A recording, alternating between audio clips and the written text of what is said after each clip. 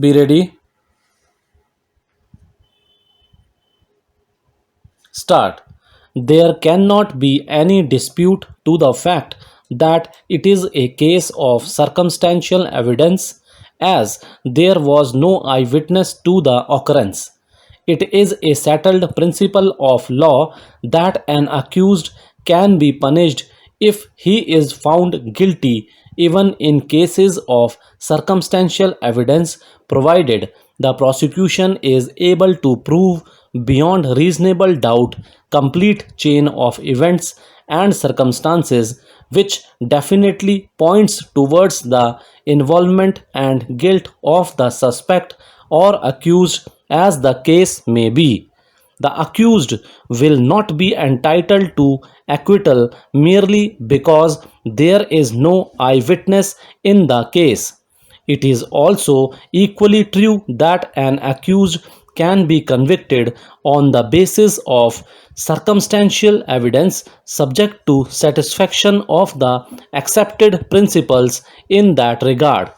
Before discussing the cases relied upon by the High Court, we would like to cite a few decisions on the nature, character, and essential proof required in a criminal case which rests on circumstantial evidence alone.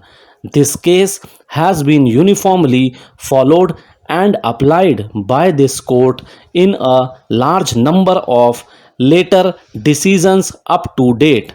It is well to remember that in cases where the evidence is of circumstantial nature, the circumstances from which the conclusion of guilt is to be drawn should, in the first instance, be fully established, and all the facts so established should be consistent only with the hypothesis of the guilt of the accused.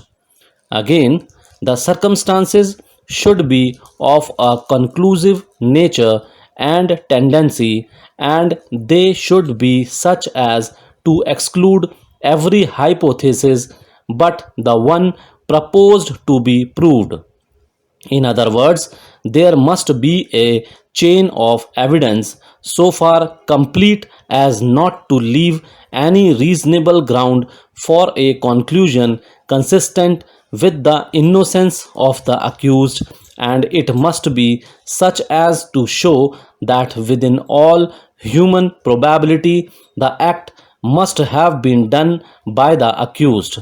A close analysis of this decision would show that the following conditions must be fulfilled before a case against an accused can be said to be fully established.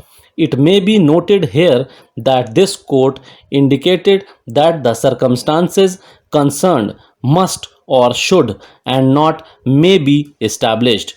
There is not only a grammatical but a legal distinction between may be proved and must be or should be proved. Certainly, it is a primary principle that the accused must be and not merely may be guilty before a court can convict, and the mental distance between may be and must be is long and divides vague conjectures from sure conclusions. Confession ordinarily is admissible in evidence. It is a relevant fact. It can be acted upon. Confession may, under certain circumstances and subject to law laid down by the superior judiciary from time to time, form the basis for conviction. It is, however, trite that for the said purpose the court has to satisfy itself in regard to 1. Voluntariness of the confession, 2. Truthfulness of the confession, 3. Corroboration.